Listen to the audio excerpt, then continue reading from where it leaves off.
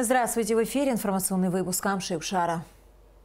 Советская власть, исторический опыт и современное осмысление. Так называется международная научная конференция, открывшаяся в Абхазском институте гуманитарных исследований имени Гулия. Конференция посвящена столетию советизации Абхазии. Научный форум организован БИГИ совместно с Абхазским государственным университетом и Южно-Кавказским федеральным университетом, который участвует в мероприятии в онлайн-формате. В пленарном заседании приняли участие президент Аслан Джани и спикер парламента Валерий Кварча.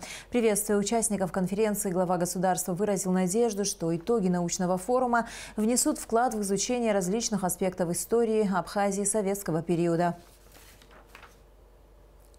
Отрадно, что наша международная конференция объединила абхазских и российских ученых. Наш общий долг – защитить историческую правду, беспристрастно и всесторонне оценивать исторические события. В этом залог дружбы, добрососедства и взаимного уважения. Сегодня в 12 часов на площади Свободы в Сухуме собрались несколько десятков человек, возмущенных информацией в соцсетях о поездке известного в Абхазии бизнесмена, ветерана Отечественной войны народа Абхазии, как выяснилось позже, экс-советника президента по внешнеэкономическим вопросам Бинура Квирая в Грузию, а также из-за видео, на котором он говорит о некоем своем друге Давиде Кварацхелия, гражданине Грузии, проживающем в Болгарии, с которым его связывают деловые контакты. В час дня митингующие переместились к зданию парламента. Руководители оппозиционных организаций Аслан Барцыц, Виталий Габния, Тимур Гулия и Тимур Надарая вошли в здание, где прошли консультации с депутатами парламента и руководителем администрации президента Алхасом Квициня. По окончании встречи Тимур Надарая и спикер Народного собрания Валерий Кварча вышли к собравшимся и сообщили, что депутаты обсудят ситуацию на заседании 3 марта.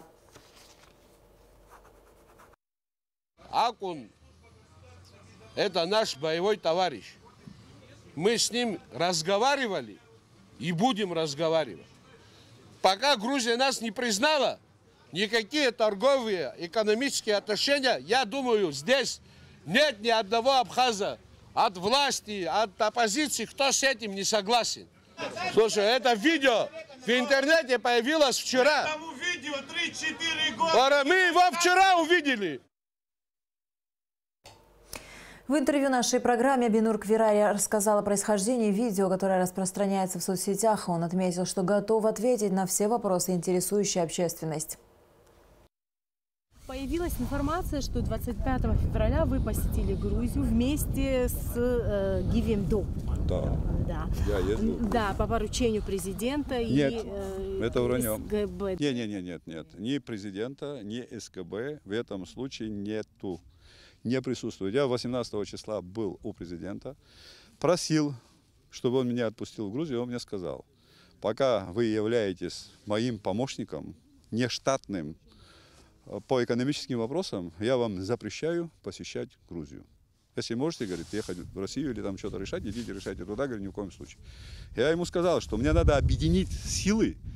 Там люди приезжают, они сюда приехать не могут. Нам надо туда поехать, сесть, договориться. Мне нужно туда ехать. Он говорит, ни в коем случае. Я говорю, тогда я складываю свои полномочия. Ну, говорит, если складывать, это твои проблемы, складывай. И я 19 числа сложил свои полномочия. Я не являюсь помощником президента. Об этом уже давно идет информация. Я поехал как частное лицо, посещал Грузию, был в Тбилиси, встречался с бизнесменами, обговаривал вопросы, связанные со свободной экономической зоной. Это моя работа, которую я должен тянуть. Значит, почему я посещал Грузию, почему я говорил там, и еще хочу больше вам сказать. Я, помимо того, что разговаривал с моей властью здесь, которая находится, я разговаривал еще с моими друзьями, которые находятся в Москве, в России и тому подобное. Да? Я хотел, чтобы я был открыт и честен перед всеми. Свободная экономическая зона, для того она называется, для свободной торговли. Мы должны свободно заводить сюда инвестиции. Существующий закон в Грузии об оккупированной территории нам не дает возможности заводить сюда инвестиции. Первым вопросом, который я обсуждал и разговаривал с ними, для того, чтобы они для этой территории маленькой, для свободной экономической зоны, предусмотрели снятие, конечно, естественно, с их законами, с физическими лицами, не там государством грузинским, да, с физическими лицами, с их участием, если найдется там бизнесмен, который возьмет на себя ответственность, что идущие инвестиции из Запада, из Турции, из там, России, чтобы они не блокировали, чтобы они не подали под санкции. После этого появилось в сети видео, где вы говорите о диалоге с Грузией. Когда это было? Где это было? Это было на этой территории. Мы здесь проводили праздник. Связанный праздник был. У меня гости были серьезные, да, из Новосибирска. И в этом празднике, естественно, я уже тогда готовился с поездкой в Грузию. На территории свободной экономической зоны здесь не действовали. И поэтому я нахожу людей, которые могут мне помочь. Этот человек, про которого я говорил, является чемпионом Европы. Человек авторитетный, известный во всей Грузии, уважаемый не только в Грузии, в Европе тоже. Он наш земляк, сухумчанин. Воевал он, не воевал, я это не изучал, я не имею архивных его данных, кто он, что он там, 3, 5, 10. Я разговариваю с ним о экономике. Я воевал против него. Он говорит со мной.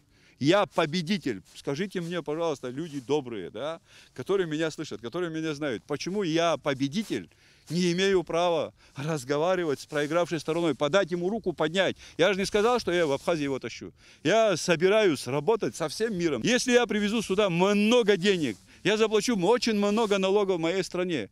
От этого будет вам плохо? Или есть у меня какие-то полномочия, что я могу поехать в Грузию, предать ваши интересы? Я в политике не нахожусь, я нахожусь в экономике. Я хочу, чтобы в Абхазию зашли большущие деньги. Для того, чтобы мы вылезли из той нищеты, в которой мы находимся. Всем известно, что половина нашей страны уже побывала в Грузии, получили медицинское там, обслуживание или лечение, там, я не знаю. Дай Бог, чтобы они все были здоровые, живые. Я хочу, каждый человек, живущий в моей стране, был счастлив. Мы ради этого бились за свою независимость. Мы ради этого победили эту войну. И поэтому мы ради этого сегодня должны работать, для того, чтобы наша страна встала на ноги. Все это политический фарс. Разных аферистов, политических партий и движений. По-другому это я назвать не могу. Потому что ни у одной партии, ни у одной общественной организации, которую мы знаем, нету никакой программы, которая бы ясно и четко объяснила бы нам, что мы улучшаем свою жизнь. Понимаете, все стремятся прийти во власть. Как только они туда приходят, мы видим то, что мы видим. Единственное, что у них у всех есть политические цели. Прийти во власть. Вот это мое мнение, это мое личное мнение. Мне никто это не обязывает говорить, понимаете? Я не вхожу ни в какую политическую партию. Если вы что-то хотите мне сказать, дорогие мои аруа, вы прекрасно знаете, что я не хуже кого-то воевал и не хуже кого-то являюсь патриотом. Вы придите, встаньте рядом со мной, пожалуйста, здесь. Посмотрите, чем я занимаюсь здесь, люблю ли я свою страну или нет, а пускай определит уже какие-то другие люди. Но стоя голословно осуждать меня о том, что я типа уехал куда-то, предал кого-то, это просто с вашей стороны некрасиво и кощунственно. Вот что я хочу сказать. Пользуясь случаем, хочу передать мою любовь моему народу, всем жителям моей земли, в которой я нахожусь. Я хочу, чтобы моя земля была краше всех. Чтобы в моей земле был мир. Чтобы люди, живущие здесь, не убивали, не уничтожали друг друга, чтобы любили все друг друга. И чтобы здесь была созидательная сила, созерцательная сила. Вот тогда мы можем подняться. И если они об этом не понимают, они могут просто поездить по районам, где они вытаскивают людей, которых сегодня выставляют на баррикады, да, против себя. Посмотреть, как они живут в этих домах. Экс-посол России в Абхазии Семен Григорьев на странице в Facebook высказал свое мнение по поводу последних событий в Абхазии. Дежавю возникло у меня при виде фото и видео митингующих на крыльце парламента. Все это повторяется с 2004 года. Только промежутки между событиями сокращаются. И, как злая шутка, сходство претензий к власти. Одного президента обвиняли в паспортизации грузин, другого в выдаче врагу террориста. Теперь причина – опять контакты с индурцами. И вся та же озлобленность, тоже желание реванша. Дорогие друзья, на мгновение остановитесь и посмотрите на себя со стороны. По-моему, вы стоите в метре от той черты, когда любимая мной Абхазия получит обидный статус несостоявшегося государства. Нам, вашим друзьям в России, будет в таком случае очень обидно, пишет Семен Григорьев. Министром внутренних дел Дмитрием Дбар даны указания усилить работу по выявлению фактов незаконного хранения и ношения огнестрельного оружия и боеприпасов, поднять показатели оперативно-розыскной деятельности, повысить раскрываемость преступлений. На исполнение поручений Дмитрий Дбар установил 30-дневный срок под личную ответственность руководителей подразделений МВД. Госавтоинспекция ориентирована на усиление профилактических и рейдовых мероприятий, направленных на выявление нарушений ПДД. По итогам на 1 марта текущего года министр поручил подготовить отчетно-аналитические материалы в части обеспечения безопасности дорожно-транспортного движения в республике. Продолжаются проверки воинских частей подразделений оборонного ведомства страны. Комиссия Министерства обороны посетила с инспекцией подразделения военно-воздушных сил и ПВО. Цель проверки – ознакомление с обустройством, жизнью и бытом военнослужащих, проверка состояния боевой готовности. К инспекции привлекаются заместители министра обороны, начальники управления, отделов и служб Минобороны, Генерального штаба. Сегодня прибывание сюда комиссии с Министерства обороны, основная их задача, какие у нас проблемы, выяснить, какие проблемы, чем помочь и для достижения более высоких целей. Много очень молодежи летного состава прибыло вот с вузов российских, авиационно-технический инженерный состав. И сегодня мы видим, вот даже по состоянию личного состава, что очень много молодежи у нас, которые закончили очень высокие вузы Российской Федерации и сегодня продолжают службу в защите нашей Родины.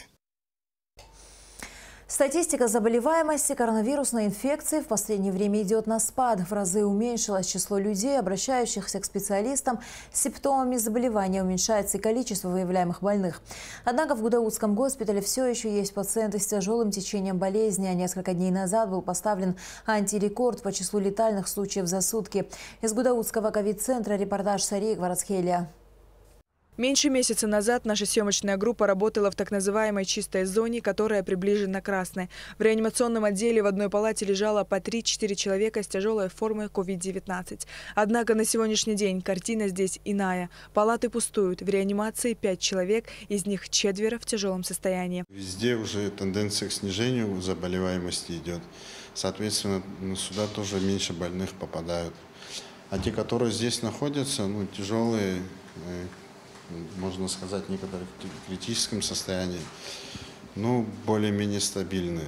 В реанимации, можно сказать, залежавшиеся больные, которые процесс реабилитации проходят так очень длительно. У многих там сахарный диабет, ожирение, это риск-факторы, которые усложняют течение болезни, как обычно по стандарту. Так бывает, что абсолютно внешне здоровые люди тоже как-то очень тяжело переносят. Уже почти год из-за эпидемии коронавируса царит напряженность. Новости о последствиях этой коварной болезни по-прежнему тревожные. Сложившаяся ситуация не может не отражаться на психическом состоянии людей. Во время нашей съемки мы стали свидетелями того, как тяжело больная, которая уже более 2 месяцев находится в госпитале, отчаявшись, отказывалась от лечения, не позволяла медсестрам делать ей уколы, снимала с себя кислородную маску. Больные, естественно, когда зная, что это очень тяжелая болезнь, когда знают, что у них так болезнь тяжело протекает, они, естественно, боятся. Не все могут себя в руки взять, тем более в таком состоянии, паникуют. У многих на фоне сопутствующих болезней, осложнений болезни начинаются проблемы с головным мозгом, энцефалопатия, допустим. Они адекватно не могут оценить свое состояние и ведут себя, соответственно, неадекватно. Приходится их успокаивать, чтобы они не сопротивлялись лечению. Если иммунная система не преодолевает вирус, то он в конце концов захватывает каждый уголок организма. Статистика неумолима. В списках умерших все чаще появляются люди младше 60 лет. А за последние дни в ковид-госпитале скончались 4 пациента. Среди них была 39-летняя молодая женщина. Когда ее сюда перевели в реанимацию, она уже в тяжелом состоянии была. Предполагаемо, тромбоэмболия легочной артерии. Так как мы это вскрытие не делаем, мы точно утверждать, чисто по симптоматике видно было, что там тромбоэмболия была легочной артерии. Плюс к этому еще инфаркт добавился, и уже вторую атаку она не перенесла. Спустя 3-4 часа она умерла. Еще одна не менее важная причина большого количества тяжелых больных – самолечение. Это противопоказано при любых заболеваниях, тем более при коронавирусе. Последствия – тяжелые осложнения и реальная опасность для жизни. Для всех известно, что пиковое состояние было это конец декабря, начало января, когда все больницы были забиты, нигде мест не было. Некоторые больные, которые скептически к этой болезни относились, думали, что это обычный грипп. До сих пор многие утверждают, усложнились. Уже дома очень тяжелыми, когда становились, и когда уже обращались в стационар, большие поражения такие легких имели. И, как обычно, они больше всех умирали. Те, которые летальный исход был, те, которые попали очень поздно. Для оказания медицинской помощи пациентам с коронавирусной инфекцией госпиталь оснащен всеми необходимыми медикаментами и оборудованием. Но тем не менее, по-прежнему ощущается нехватка волонтеров и санитаров. Есть такие моменты, когда что-то, допустим, не хватает, но это на прогноз особо не влияет. По времени какие-то несколько минут может быть, да.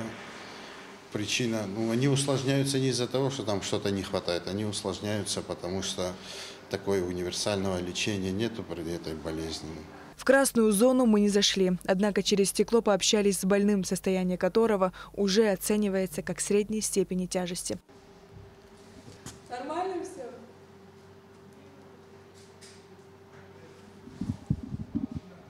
Здоровья вам, здоровья. Призыв врачей соблюдать меры предосторожности, беречь себя и близких остается актуальным и сегодня, несмотря на снятие ряда ограничительных мер. Сария Кварцхеля, Михаил Братухин, Абхазское телевидение. С 1 марта возобновил работу консульский отдел посольства России в Абхазии. Прием анкет на оформление 5-летних загранпаспортов будет вестись с понедельника по пятницу в первой половине дня. Выдача с 14 до 17 часов. Прием анкет на оформление и выдача биометрических паспортов будет производиться с понедельника по среду с 9 утра до 17 часов с перерывом.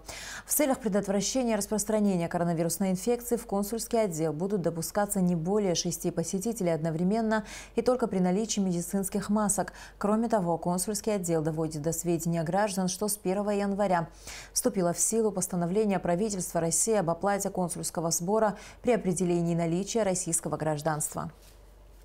1 марта к нам пришли те граждане, которые были записаны еще на 18 ноября прошлого года. Соответственно, в марте будут приняты все те, кто был записан на декабрь прошлого года. В конце марта будет опубликован такой же список, по которому граждане будут обращаться в апреле. И, соответственно, в апреле мы будем принимать тех, кто записан был на январь.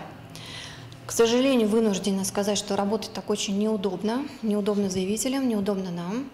Но коронавирус крайне сильно повлиял не только на нашу работу, поэтому пока ничего другого мы предложить не можем. Когда оформляется загранпаспорт, первый основной вопрос, который мы должны проверить, это наличие у лица, которому мы планируем оформить документ, наличие российского гражданства. С 1 января, в связи с тем, что вступило в силу постановление правительства Российской Федерации номер 1601 от 5 октября 2020 года, теперь за определение наличия гражданства оплачивается консульский сбор, равный $65 США. В российском эквиваленте это получается 4810 рублей.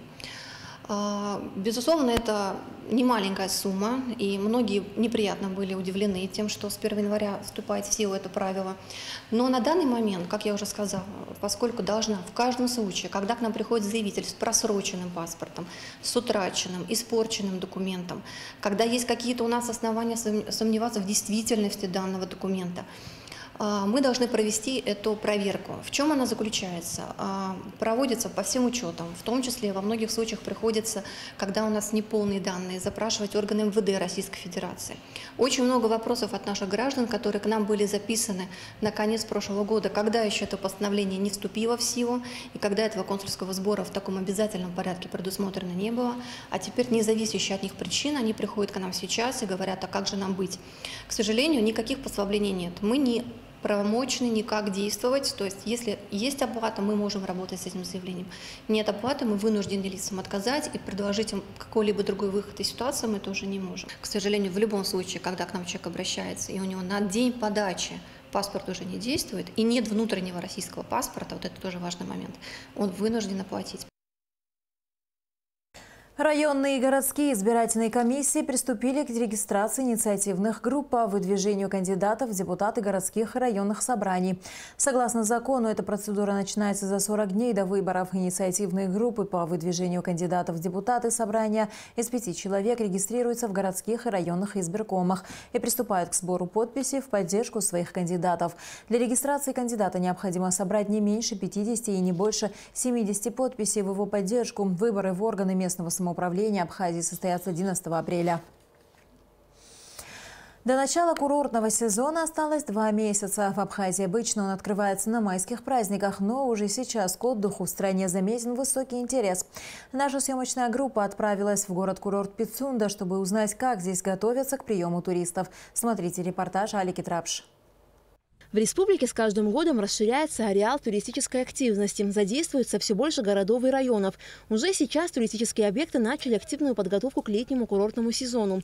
Объединение пансионатов «Курорт Пицунда» представляет собой комплекс из 7 высотных корпусов, которые расположены между Сосновой рощей и морем. Как в советские годы, так и сейчас курорт Пицунда является излюбленным местом отдыха тысяч туристов. В хорошие сезоны здесь отдыхают более 30 тысяч человек. Однако в прошлом году, как известно, из-за пандемии коронавируса был неполный сезон, и всего здесь отдохнуло порядка 10 тысяч туристов. На сегодняшний день на курорте ведется активная работа по подготовке к летнему сезону. Облагораживают и чистят территорию вокруг пансионатов. Ранее при государственной поддержке здесь уже модернизированы и произведены ремонтные работы в 4 корпусах. Сейчас идет реконструкция еще одного здания. В пансионате Апсны у нас ведется капитальный ремонт. У нас пропускала крыша, самая топила номера, поэтому мы сделали капитально крышу, все, и верхние этажи идут ремонты. Эти номера тоже будут соответствовать российским стандартам. Всего в объединении пансионатов «Курорт Пицунда» 2600 мест. Из них 1200 соответствуют российским стандартам.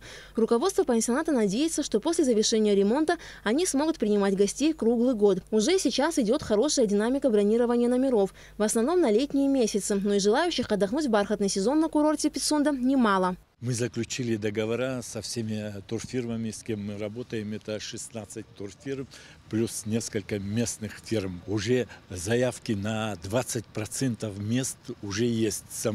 Заявки пошли буквально недавно, можно сказать, последние 10 дней. Пансионат «Литфонд» или Дом творчества писателей в Пицунде, как его называли в советские времена, состоит из 3 корпусов – главный, малый и семейный. В 2002 году пансионат, являющийся государственной собственностью Республики Абхазия, постановлением правительства был передан в аренду Ассоциации предприятий Минатома, являющимся структурным подразделением госкорпорации «Росатом». С тех пор арендованный пансионат поэтапно ремонтируется. С 7 по 12 этажи номера уже отремонтированы и сданы в эксплуатацию еще в прошлом году. Сейчас идет ремонт со 2 по 6 этажи, который планируется завершить до начала курортного сезона. Вместимость в 3 корпусах пансионата более 700 человек с дополнительными местами. Сейчас идет очень активное бронирование номеров. Спрос большой на сентябрь. Заявок даже превышает, чем мы имеем.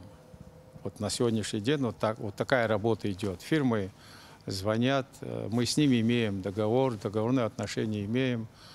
Вот. Есть хорошие фирмы, которые, значит, работают добросовестно. В процентном отношении на сегодняшний день, я должен сказать, где-то процентов 25 уже. На прилегающих к пансионату территории также ведется работа по ее благоустройству. Разбиты 2 сквера, установлена детская игровая площадка, отремонтированы коттеджи, ведется строительство торговых объектов. С текущего года Литфонд будет принимать гостей круглый год. Еще один государственный объект размещения туристов – пансионат «Самшитовая роща». Современное 10-этажное здание расположено в субтропическом парке среди вечно зеленых растений и деревьев. После проведенной реконструкции и обновления номерного фонда пансионат «Самшитовая роща» вышел на европейский уровень. Одновременно в пансионате могут разместиться более 700 человек. Здесь в настоящее время отдыхают порядка 300 туристов. Очень все нравится. Очень хороший санаторий, хорошие процедуры, чудесный бассейн, парк потрясающий. Очень люблю Абхазию. Мы приехали из Екатеринбурга. Отдыхаем мы здесь 3-й день. Нам все очень нравится. Очень такое вообще вот прямо душевное расположение, вообще вот, эмоции переполняют нас. Прекрасно отдыхается, шикарный отель, шикарное питание, шикарная природа, все отлично. Пансионат «Самшитовая роща» также активно готовится к новому курортному сезону. Мы сейчас реновируем постепенно номерной фонд. Этот процесс длительный, он не закончится только рамками действующего межсезонья. Будут работы продолжены и в будущем. Вот, но в данный момент это один из центральных видов работ, да, подготовка именно реновации номерного фонда. В зимние новогодние каникулы в пансионате отдохнуло более 500 туристов. Динамика бронирования номеров на летний сезон здесь также высокая. Сейчас бронирования идут достаточно хорошо, в общем тренде. Со всем Южным федеральным округом России бронирование идут достаточно активно. Единственный негативный момент, который может повлиять, это усиление, например, какой-то пандемии, да, какая-то негативная, может быть, динамика. Но пока этого не предвидится, мы видим, что в этом плане ситуация складывается благополучно сейчас. Пандемия пошла на спад. Ну и плюс открытие внешней границы. Таким образом, объекты размещения туристов активно готовятся к лету, и ательеры вправе рассчитывать на успешный сезон.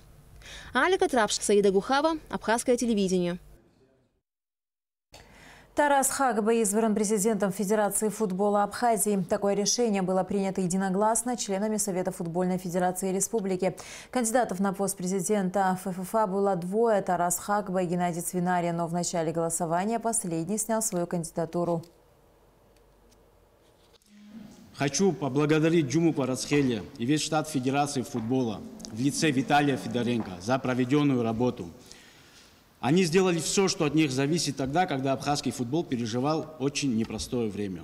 У меня очень новый этап в моей жизни, серьезный и ответственный. Я говорю спасибо за доверие, оказанное мне. В свою очередь буду стараться работать во благо развития нашего абхазского футбола. Но при этом, опять-таки, без всеобщей поддержки у нас мало что получится. Еще раз всем спасибо. К 60-летию академика Зураба Джапуа вышел сборник научных статей «Нарты и другие устные традиции». Издание объединило работы десятков современных ведущих фольклористов. Материалы для сборника предоставили широко известные исследователи, ученые европейского мирового масштаба. Сборник научных статей представляет широкий научный интерес для специалистов в области фольклорной культуры и мифологии, а также широкого круга читателей. В завершении выпуска о погоде. По сообщению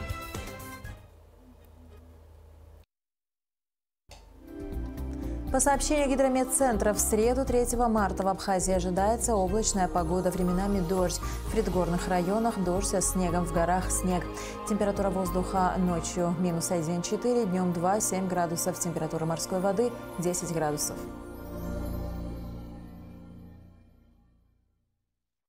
На этом наш выпуск завершен. До скорых встреч в эфире.